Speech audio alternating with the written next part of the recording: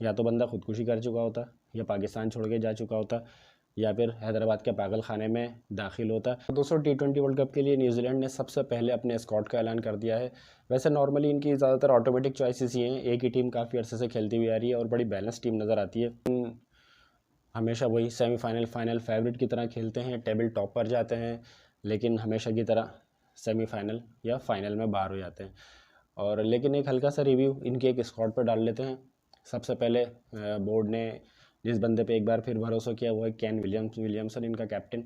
अगर ये बंदा पाकिस्तान का कैप्टन होता ना, या तो ये पाकिस्तान छोड़ के जा चुका होता, या ख़ुदकुशी कर चुका होता, या हैदराबाद के पागल खाने में दाखिल होता। क्योंकि हमारे लोगों ने, हमारी मीडिया ने, जो घर घर में इतने एक्सपर्ट्स बैठे हुए हैं ना, उन्होंने इसको इतना टॉर्चर करना था, इतना टॉर्चर करना था, क्योंकि जितने सेमीफाइनल और फाइनल हारा है उसको मद्देनज़र रखते हुए तो बोर्ड ने इनको एक बार फिर से इन पे एतमाद करके इनको कैप्टन बनाया है।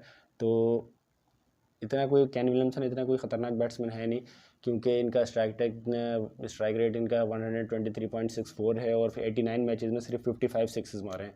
तो अगर आपका टॉप ने अगर इनको टारगेट मिला 150 160 अराउंड ऐसे कुछ टारगेट मिला, तो इनसे ज़्यादा ख़तरनाक बैट्समैन कोई नहीं है। हाँ, अगर 200 या 220 मतलब अराउंड 200 प्लस अगर इनको टारगेट मिलता है तो केन विलियमसन इतने ख़तरनाक साबित नहीं हो सकते। हाँ, एक एंड रोक के ज़रूर दे सकते हैं दीगर खिलाड़ियों को जो इनके पास हार्ड हिटर है। और इनकी एवरेज भी अराउंड कोई 34 पॉइंट समथिंग ही है, तो इतने डेंजरस बैट्समैन है नहीं है 200 प्लस टारगेट पे। दूसरा नाम है फिन एलन का, एक और ओपनिंग बैट्समैन है जो ख़तरनाक साबित हो सकते हैं। एवरेज तो इनकी कोई 25 पॉइंट समथिंग है, लेकिन स्ट्राइक रेट इनका 163 पॉइंट समथिंग इनका स्ट्राइक रेट है, और ये 43 मैचेस में 77 सिक्सेस मार चुके हैं, तो ये ज़रा ख़तरनाक खिलाड़ी हैं इनके।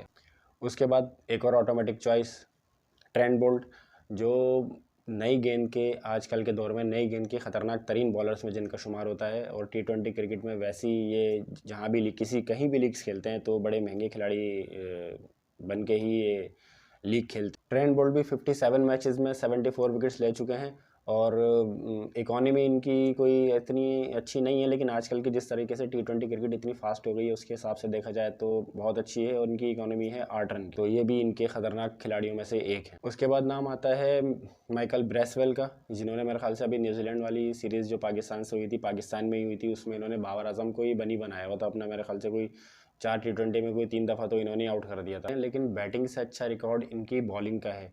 बैटिंग में इनका कोई 18 की एवरेज है, 125 का स्ट्राइक रेट है, और 14 मैचेस में कोई 6 ही छक्के मारे हुए हैं, जबकि बॉलिंग में इन्होंने 21 मैचेस में 24 आउट किए हुए हैं। तो फिलहाल ये भी कोई ऐसे कोई ख़तरनाक खिलाड़ी साबित हो नहीं सकते बज़ाहिर जो लगता है। उसके बाद है मार्क चैपमैन, जो अभी रिसेंटली पाकिस्तान न्यूजीलैंड की सीरीज़ में एक मैच तो उन्होंने अकेले ही जितवा दिया था, कोई 40 गेंदों पे कोई 80-85 रन बना दिए थे, तो वो अकेले ही मैच लेके चले गए थे। भी ख़तरनाक खिलाड़ी साबित हो सकते हैं, क्योंकि 29 की इनकी बड़ी डिसेंट एवरेज है, और 133 का बड़ा डिसेंट स्ट्राइक रेट है इनका T20 क्रिकेट में। 75 मैचेस में कोई ये 57 छक्के लगा चुके हैं और एक सेंचुरी भी कर चुके हैं। उसके बाद न्यूजीलैंड का one of the dangerous batsman Devon Conway, जिनकी 39 रन्स की बड़ी ज़बरदस्त एवरेज है, और स्ट्राइक रेट भी तकरीबन 129 है, और 42 इनिंग्स में ये 37 सिक्सेस मार चुके हैं। उसके बाद one of the fastest bowlers of this era Loki Ferguson, ये 38 मैचेस में कोई 54 विकेट्स ले चुके हैं, 18 की एवरेज से लिए हैं, और 7.5 का इनका इकॉनमी है, जो बहुत ज़बरदस्त है। तो इनसे मेरे ख्याल से डरने की ज़रूरत है दूसरी टीम्स को।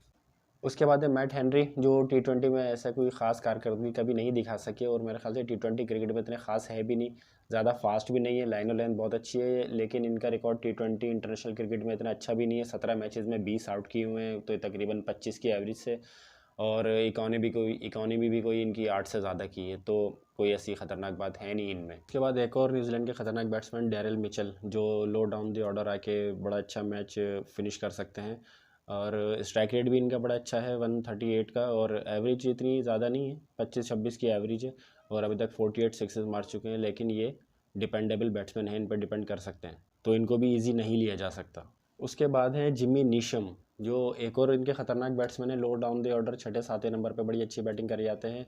एवरेज तो इनकी कोई इतनी ख़ास नहीं है, 22 रन की एवरेज है, लेकिन स्ट्राइक रेट बड़ा हेल्थी है इनका, तकरीबन 150 अप्रॉक्स 156 है तकरीबन, और T20 क्रिकेट में ये 50 छक्के भी मार चुके हैं। तो अगर कोई अप्रॉक्स कोई 10-12 रन की एवरेज से रन चाहिए हो तो ये बड़ा अच्छा मैच फिनिश कर सकते हैं, तो इनको भी ईजी नहीं ले सकते। उसके बाद है मेरे ख्याल से न्यूजीलैंड की टीम के सबसे ख़तरनाक बैट्समैन ग्लेन फिलिप्स, जिनकी एवरेज भी बड़ी ज़बरदस्त है और स्ट्राइक रेट भी बड़ा ज़बरदस्त है और सेंचुरी भी बना चुके हैं और वक्त पड़ने पे ऑफ स्पिन बॉलिंग भी कर सकते हैं। एवरेज है इनकी 33 की और स्ट्राइक रेट है इनका 143 का और 86 तकरीबन 86 या 88 ये छक्के मार चुके T20 क्रिकेट में। तो न्यूजीलैंड की बैटिंग लाइन में सबसे ख़तरनाक बैट्समैन ग्लेन फिलिप्स ही हैं, तो इनसे डरने की बहुत ज़रूरत है। उसके बाद बारी आती है न्यूजीलैंड के खलीलुर रहमान और सचिन और राहुल का मिक्सर रचिन रविंद्र का।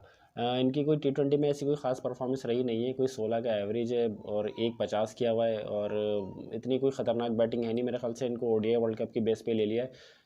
लीग क्रिकेट में भी T20 में इनकी कोई ऐसी ख़ास कारकर्दगी है नहीं, तो ये मुझे नहीं लगता कि ये T20 में इतने ख़तरनाक साबित होंगे। वनडे के ख़तरनाक बैट्समैन हैं, वनडे और टेस्ट के, लेकिन T20 के इतने कोई ख़तरनाक बैट्समैन साबित मुझे जो लगता है कि वो नहीं हो सकते। उसके बाद बारी आती है one of the most successful spinner of T20 cricket, Mitchell Santner, जो एक लेफ्ट आर्म स्पिनर बड़े ख़तरनाक तो हैं ही हैं, साथ में वक्त पड़ने में थोड़ी बहुत बैटिंग भी कर देते हैं और T20 इंटरनेशनल क्रिकेट में 1.50 भी कर चुके हैं और 20 छक्के भी मार चुके हैं। तो T20 क्रिकेट में तो ये बहुत ज़्यादा ही खतरनाक स्पिनर हैं, क्योंकि T20 क्रिकेट में 111 विकेट ले चुके हैं 22 की एवरेज से और इकोनॉमी भी इनका बड़ा डिसेंट है 7.11 का। उसके बाद है इश सोधी और T20 नेशनल क्रिकेट में 136 विकेट्स ले चुके हैं और इकोनॉमी भी इनका बड़ा डिसेंट है, तकरीबन 8 तक का इनका इकोनॉमी है। तो ये भी T20 क्रिकेट के बड़े खतरनाक बॉलर साबित सकते हैं और न्यूजीलैंड के लिए ऑटोमेटिक चॉइस है, ऑब्वियस सी बात है, क्योंकि बड़े अरसे से बड़े सीनियर खिलाड़ी में अब इनका नाम आता है, काफ़ी एक्सपीरियंस्ड हैं, 136 विकेट्स हैं, तो मेरे ख्याल से ये भी बड़ी अच्छी ऑटोमेटिक ही चॉइस है इस सोध। उसके बाद इंटरनेशनल T20 क्रिकेट के leading wicket taker, most senior player, मेरे ख्याल से सबसे सीनियर प्लेयर न्यूजीलैंड की टीम में मेरे ख्याल से तो यही होंगे, टीम साउथी, जो कि स्पीड वगैरह तो इतनी है नहीं, बाज़-औक़ात विकेट कीपर जो इनकी बॉलिंग पे पुराने गेंद पे विकेट कीपिंग करता है वो विकेट से बिल्कुल लग के करता है, स्पीड इतनी है, लेकिन लाइन और लेंथ और स्विंग जो इनकी है वो बड़ी ज़बरदस्त है, स्लोअर वन बड़ी ज़बरदस्त करते हैं। तो मेरे ख्याल से ये लीडिंग विकेट टेकर हैं T20 नेशनल क्रिकेट में 157 विकेट्स के साथ, तो सबसे डेंजरस बॉलर तो यही हुए T20 क्रिकेट के, ऑब्वियस सी बात है। तो मेरे ख्याल से न्यूजीलैंड का ये स्क्वाड था, बड़ा डिसेंट सा स्क्वाड है और ज़्यादातर ऑटोमेटिक चॉइसेस ये यही खिलाड़ी खेलते हुए आ रहे हैं एक अरसे से, पिछले मेरे ख्याल से 4-5 साल से कोई यही खिलाड़ी खेलते हुए आ रहे हैं और हर टूर्नामेंट में फेवरेट की हैसियत से तो आते हैं, एज ए फेवरेट आते हैं वर्ल्ड कप जीतने के लिए, लेकिन सेमीफाइनल फाइनल में इनको पता नहीं क्या हो जाता है और पाकिस्तान से ये कभी नॉकआउट में जीते नहीं हैं। तो देखते हैं इस वर्ल्ड कप में क्या होता है, ग्रुप स्टेज में ही बाहर हो जाते हैं या सेमीफाइनल फाइनल तक ही पहुंच पाते हैं। तो wish you best of luck New Zealand की टीम। तो मिलते हैं इंशाल्लाह ताला नेक्स्ट वीडियो में दूसरी टीम के रिव्यू के साथ, तब तक के लिए अल्लाह हाफ़िज़।